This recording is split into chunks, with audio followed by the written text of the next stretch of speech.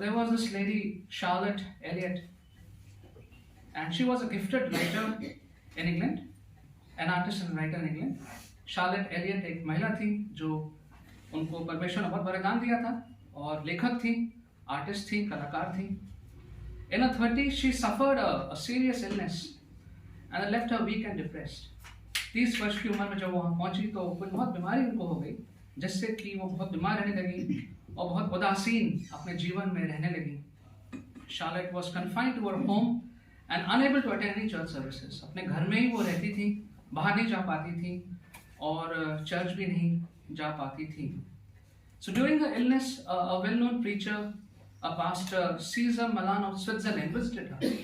जब वो बीमार थी तो एक पासवान थे सीजर मलान के नाम से स्विट्जरलैंड के, उन्होंने आके उनसे मुलाकात करी.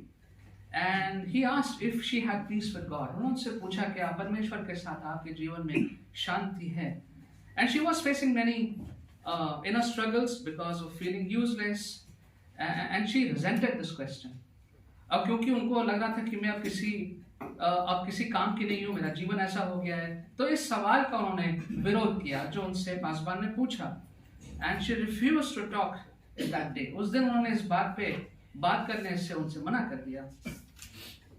But a few days later, she called Dr. Malan, the pastor, and she apologized. कुछ दिनों के बाद उन्होंने फिर से उस पासवान को बुलाया और उनसे माफी मांगी.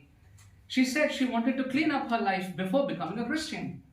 उन्होंने कहा कि मैं चाहती हूँ कि मेरा जीवन जो है वो पहले ठीक हो जाए, साफ हो जाए, जिससे पहले कि मैं एक मसीह बनूं.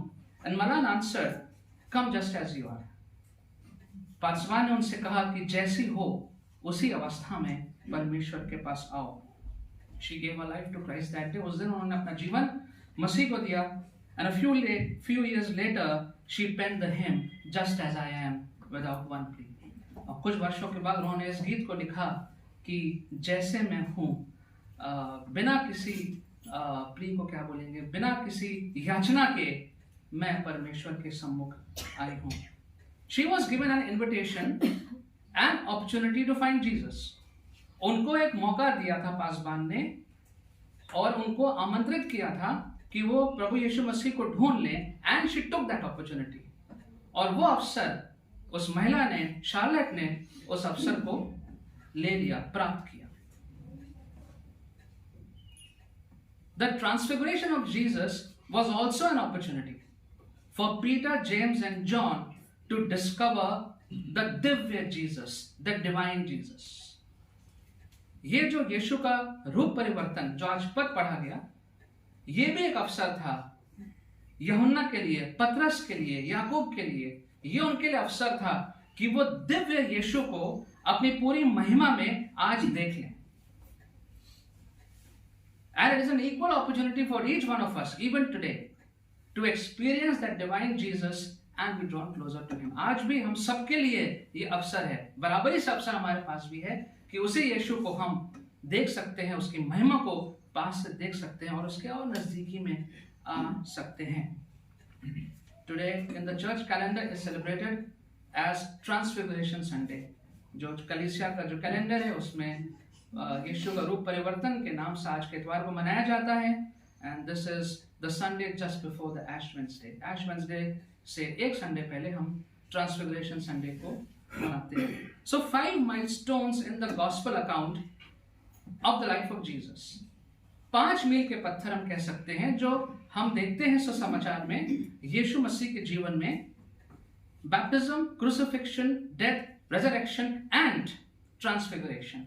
और वो 5 जो मील के पत्थर हैं उनको हम कह सकते हैं यीशु मसीह का बपतिस्मा, यीशु मसीह का जो क्रूस पे चढ़ाया गया, उनकी मृत्यु, उनका पुनरुत्थान और यीशु मसीह का रूप परिवर्तन. So the question is, what happened on the Mount of Transfiguration? इस पर्वत पर ये जो यीशु का रूपांतर हुआ तो उस दिन हुआ क्या? And what is the significance of the transfiguration of Jesus? यीशु मसीह के रूप परिवर्तन का क्या महत्व हमारे जीवन में है, उस वक्त क्या था और हमारे जीवन में भी क्या महत्व है. It was such an important event. It is recorded in all the 3 synoptic gospels, Matthew, Mark and Luke. तीनों जो synoptic gospels हैं, मत्ती, मरकुस और लूका, तीनों में आप इसको पाएंगे. You can see your reference Bible, you will see the passages, the references. तीनों में आप इसको पाएंगे. And you will also find it in 2 Peter. 2 Peter 1:16 to 18, Peter refers to the transfiguration. पत्रस की दूसरी पत्री में आप पाएंगे 1:16 से 18 में पत्रस भी इस बात का जिक्र करता है यीशु मसीह के रूपांतर का. So what was the need of this transfiguration and what was Moses and Elijah doing over there? क्या आवश्यकता थी इस रूपांतर की और ये मूसा और एलिजा वहां पर क्या कर रहे थे? Why did Jesus want Peter, James and John to witness the miracle of transfiguration? क्यों यीशु मसीह चाहते थे कि पतरस, यूहन्ना और याकूब वहां पे आए और अपनी आंखों से इस आश्चर्य कर्म को होते हुए देखें, रूपांतर को होते हुए देखें? Lots of questions. So theologically speaking, अगर हम धर्मशास्त्र के दृष्टिकोण से बात करें, so the presence of Moses and Elijah with Jesus confirmed the messianic mission. जो यीशु मसीह का जो उद्देश्य था, वो पूरा जो उनका उद्देश्य था, वो पूरी बात पूरी हो रही थी, कंफर्म हो रही थी, पक्की हो रही थी, to fulfill God's law and the word of God's prophet. जो परमेश्वर की व्यवस्था थी वो पूरी हो रही थी और जो परमेश्वर के वचन थे अपने नबियों के द्वारा वो भी पूरे हो रहे थे. अगर इसको हम धर्मशास्त्र की दृष्टि से देखें, if we see that from a theological perspective, but we need to see further beyond that and we need to see what further application the transfiguration has. इससे और आगे हमें देखना चाहिए कि इस रूपांतर का हमारे जीवनों में इसका क्या महत्व है और ज्यादा विवरण और उपयोग को समझने की आवश्यकता है और इसका विवरण हमें चाहिए. So the disciples needed to know that all that they have read and believed and heard from Jesus about their faith is true. ये बहुत आवश्यक था कि जो शिष्य हैं वो इस बात को जान लें अच्छे से कि जो कुछ भी उन्होंने अभी तक पढ़ा था, उनके पास पुराना नियम था, तो जो भी उन्होंने पढ़ा था, जो भी उन्होंने सुना था, जो भी उन्होंने देखा यीशु के बारे में और जो भी यीशु से सुना, ये सब कुछ सच है और ये उनके विश्वास के लिए बहुत आवश्यक था. Now Moses, we see the presence of Moses and Elijah. Moses, the lawgiver, परमेश्वर की व्यवस्था देने वाला व्यक्ति मूसा, जिसको परमेश्वर ने उपयोग किया. So God's laws were given through Moses. Moses was highly regarded by the Jews. यहूदियों के लिए जो मूसा है वो बहुत ही ज्यादा बड़ा ऊंचे कद का व्यक्ति है. And here was Moses standing, as per the text, representing God's law. परमेश्वर के नियमों को, परमेश्वर की व्यवस्था को पहुंचाने वाला, देने वाला ये व्यक्ति मूसा यहाँ पे मौजूद था और वो परमेश्वर की व्यवस्था का प्रतिनिधित्व कर रहा था. And then we see Elijah, the greatest of the prophets.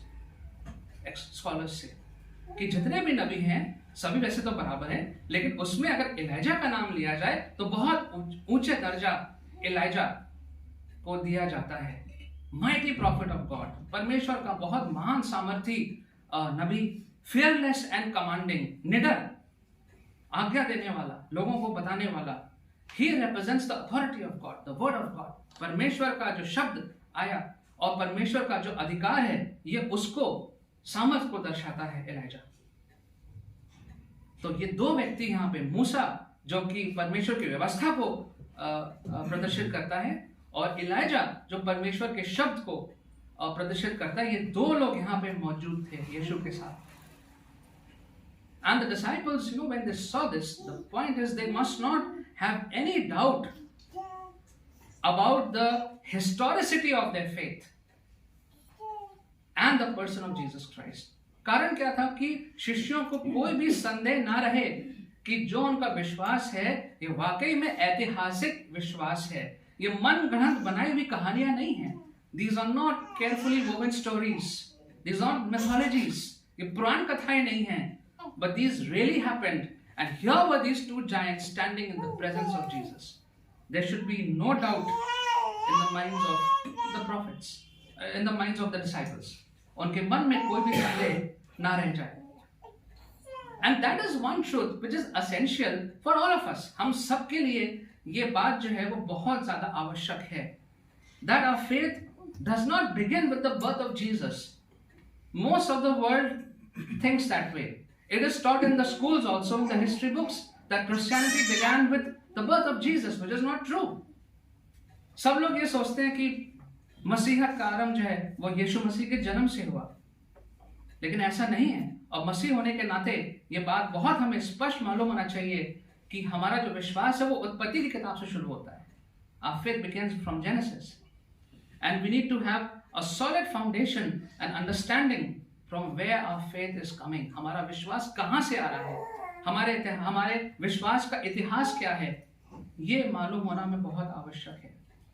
We need to know what has already been accomplished by God before the word became flesh. हमको ये मालूम होना चाहिए कि यीशु मसीह के वचन देहधारी करने से पहले से ही परमेश्वर क्या क्या बातों को पूरी कर चुका है. And that is where the Old Testament becomes very crucial. यहाँ पर पुराने नियम की जानकारी, पुराने नियम को पढ़ना, विश्वास करना बहुत आवश्यक हो जाता है. So that we have a fuller understanding of our faith. अपने विश्वास की पूर्ण जानकारी होना बहुत आवश्यक है.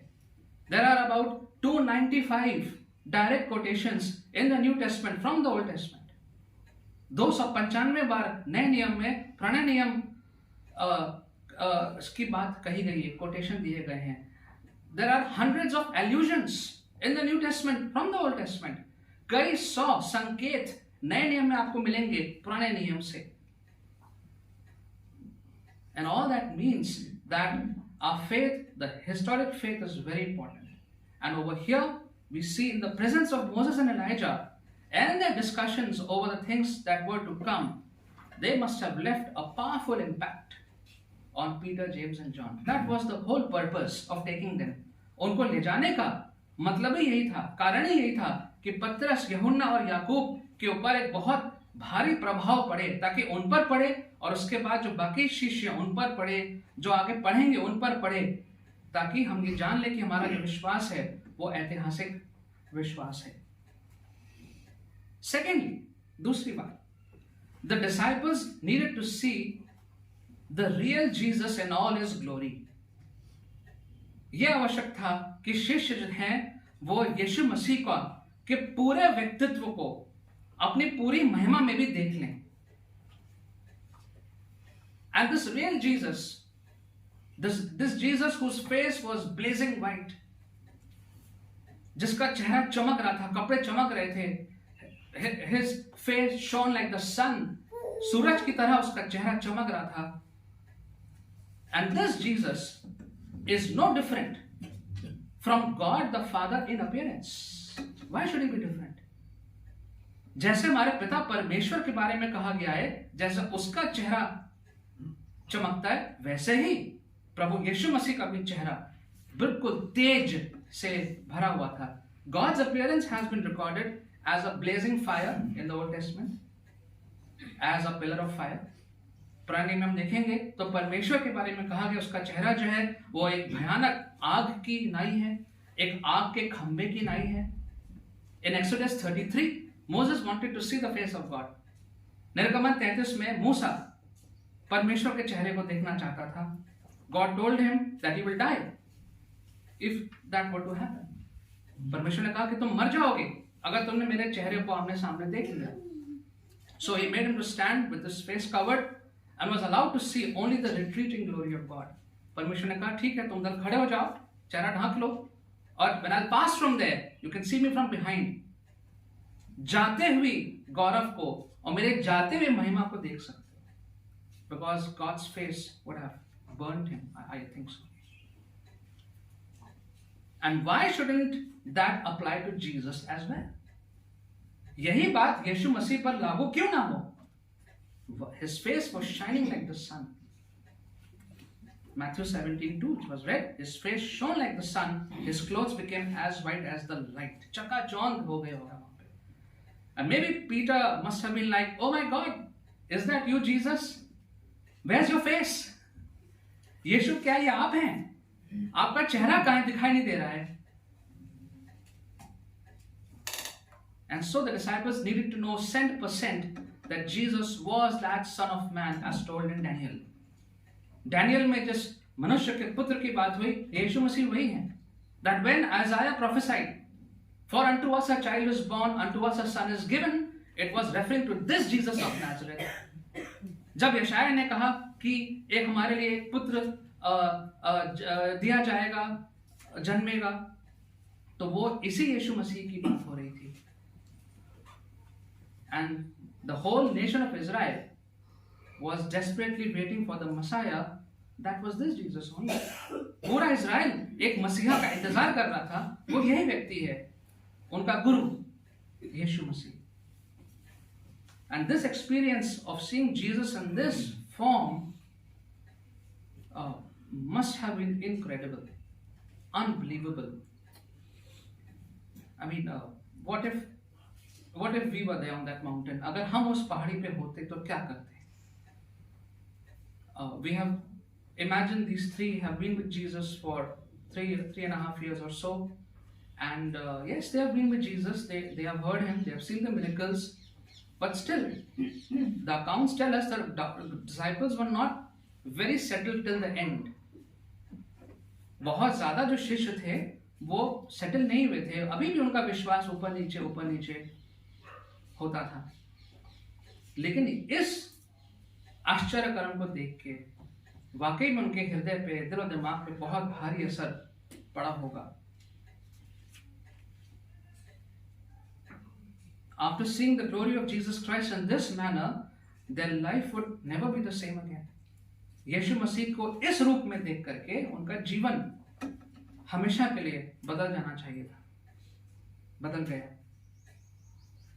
So when we read about this today, and I wonder, you know, I wish I could also witness such a glorious divine meeting with Jesus. क्या ऐसा संभव है कि मैं भी ऐसा कोई मीटिंग हो जाए कि प्रभु यीशु मसीह को मैं भी इस प्रकार से इस रूप में देखने पाऊं? And that is exactly what the good news is. जो हमारा वचन का सुसमाचार है वो यही सब समाचार है. What is the good news? That Jesus meets his seekers even today. यीशु मसीह आज भी, जो लोग यीशु को खोज रहे हैं, आज भी यीशु मसीह उनसे मुलाकात करते हैं. And without that private meeting with Jesus, salvation is impossible. जब तक यीशु मसीह के साथ वो व्यक्तिगत मुलाकात ना हो जाए, उद्धार का द्वार नहीं खुलेगा. And so if you have given your life to Jesus, you will remember that moment. आपने अगर अपना जीवन यीशु को दिया है तो आपको वो क्षण याद होगा. It could have been a long time back. हो सकता है बहुत साल पहले की बात है, लेकिन वो क्षण हमेशा सबको याद रहता है. वो क्षण जब आपकी व्यक्तिगत मुलाकात यीशु नासरी के साथ हुई होगी. That moment when you saw and experienced Jesus as a living savior, and in a flash your life was changed forever. My life was changed forever. एक बार में हमारा जीवन पूरा बदल गया. And you're not the same person anymore. और अब वो व्यक्ति नहीं रहे जो आप उससे पहले थे. The transfiguration of Jesus reminds us of that glorious private experience that not only the disciples but each one of us have had. And if you have not had, then we can have. हमें से हर एक व्यक्ति का वो एक व्यक्तिगत मुलाकात यीशु के साथ की याद दिलाता है हमको ट्रांसफिगरेशन, रूपांतर. और अगर वो मुलाकात हमारी नहीं हुई है यीशु के साथ, तो वो मुलाकात हो सकती है. And then God says, listen to him. वहां पे परमेश्वर कहते हैं listen to him. यीशु मसीह की बात सुनो. So what happened at this point? इस वक्त क्या हुआ? Peter got nervous and afraid as usual. पतरस जो था वो थोड़ा सा घबरा ही गया होगा इतना सब कुछ देख के. And he got nervous, and then he says, okay, let's build tents over here. Let's just stay over here. यहीं पे तंबू गाड़ देते हैं, यहीं पे रहते हैं. What would you done? What would you have done? What would I have done? हम और आप क्या करते? So Peter's mind got stuck with the present. जो वो देख रहा था, जो उसके मन में आ रहा था, वर्तमान. उस वर्तमान में उसका दिमाग आके वहीं रुक गया। On things that was scene, जो उसको दिख रहा था उस पे आके उसका दिल दिमाग रुक गया कि ये बहुत अच्छा लग रहा है, let's just stay here forever, यहीं पे रहते हैं। He was listening to himself only, his own voice. वो अपनी आवाज को ही सुन रहा था। उसके बाद उससे कह रही थी बहुत अच्छा लग रहा है, यहीं पे रहते हैं। He was listening to his voice and was trying to act it out. कि जो उसकी अंतरात्मा कह रही थी वो उसी को करना चाह रहा था वर्तमान में। And again that is true for many of us. When often we listen to ourselves and others rather than listening to the voice of Jesus. अक्सर हमारे साथ भी ऐसे ही होता है कि हम अपनी आवाज को सुनते हैं, औरों के सलाह को सुन लेते हैं, लेकिन यीशु की आवाज को नजरअंदाज कर देते हैं। And in today's time, with all these motivational videos on YouTube, you got to be who you are, listen to yourself, you can do it, you can do it. जितने भी मोटिवेशनल वीडियोस आजकल सब में यही कहते हैं आप कर सकते हैं, आप कर सकते हैं। Bible says no, you cannot do. Bible is the opposite. Bible says no, you cannot do. नहीं कर सकते अपने आप। And all these videos will bring you to a high point with the music and with the actors, and you get all charged up. Yeah, I can do it myself. I'll do it myself. But from tomorrow I'll do it myself. The fact is we can't. The Bible says all have sinned, fallen short of the glory of God. सबने पाप किया है, परमेश्वर की महिमा से वंचित हैं। We need to listen to the voice of Jesus through the word of God. That's the only way. परमेश्वर के वचन से यीशु की आवाज को सुन सकते हैं। Romans 10:17. Faith comes from hearing. Faith comes from hearing the message. The message is heard through the word about Christ. जो विश्वास है वो संदेश को सुनने से आता है, और जो संदेश हम सुनते हैं वो यीशु मसीह के वचन के द्वारा आता है। So many distractions of the world today, and it takes our focus away from Jesus and his teachings. It's true. It's happening. For those of us who are elders, we can think 20-30 years ago and today. So much of distraction. इतना ज़्यादा हमारा ध्यान हर चीज़ में लगा हुआ है। In this consumerism, in all the commercial things, इन सारी बातों में हमारा दिमाग लगा हुआ है, ध्यान लगा। All our time is stolen. हमारा टाइम चुरा लिया गया है इन सब चीज़ों के द्वारा। No time to listen to the voice of Jesus. We need to read and obey the word of God. परमेश्वर के वचन को पढ़ें और उसके द्वारा यीशु की आवाज को सुनें। And of course, the transfiguration can be interpreted in many other ways. I'll not do that this morning. बहुत और भी तरीकों से आप ट्रांसफिगरेशन के मतलब को निकाल सकते हैं, आज मैं वो नहीं करूँगा। But I want to just focus on a few things which I've already spoken. That let's remember, our faith is a historic faith. First of all, हमारा जो विश्वास है वो ऐतिहासिक विश्वास है। We have to remind ourselves. Sometimes we forget, especially the younger generation or the new Christians may not dwell on this more, but we have to dwell on this. जो नए मसीह हैं या जो युवा पीढ़ी है शायद इस बात ज़्यादा तवज्जो ना दें, लेकिन बहुत आवश्यक है। हमारा ऐतिहासिक विश्वास है। The purpose of our faith is to know the one and only true living the Lord Jesus Christ. हमारे विश्वास का एक ही मकसद है, जीवित सच्चे परमेश्वर यीशु मसीह को जान लें। And that we may have an experience of the divinity of Jesus. Not just that we have read about him, we have heard about him, sermons about Jesus, songs about Jesus. यीशु मसीह के नाम के बहुत से गाने हैं, उसमें बहुत से संदेश हैं, वचन में लिखा हुआ है, किताबें लिखी हुई हैं, वो ठीक है। लेकिन यीशु मसीह का जो दिव्य रूप है उसको प्रत्यक्ष रूप से हम जान लें, उसकी महिमा को हम अनुभव कर लें। We experience the glory of God, which the disciples had on this particular day.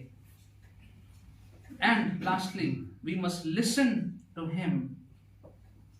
यीशु की आवाज को हमेशा सुने।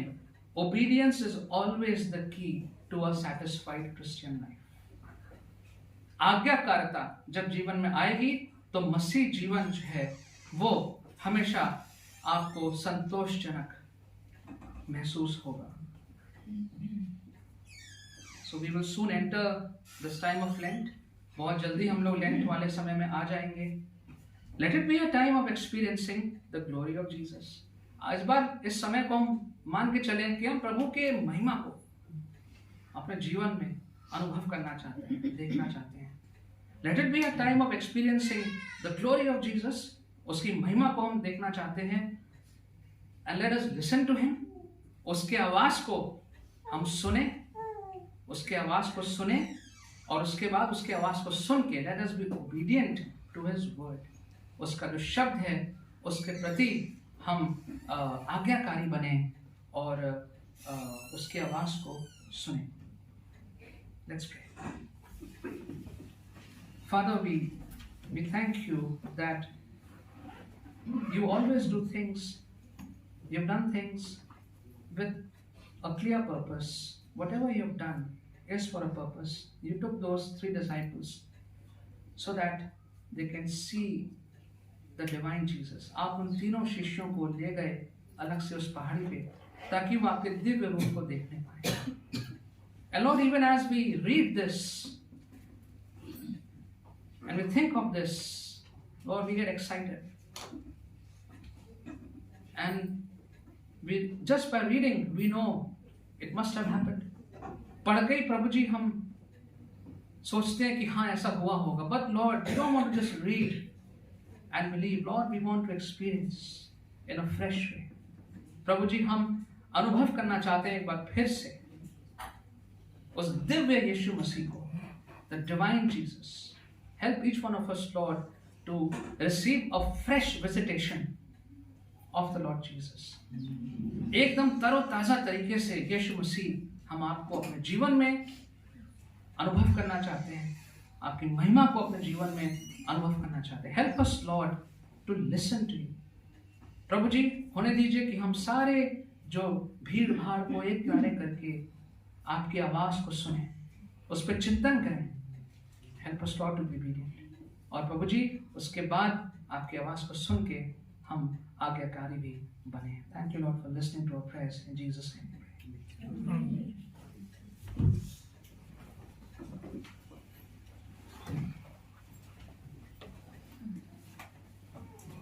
In response, let's turn to number 267.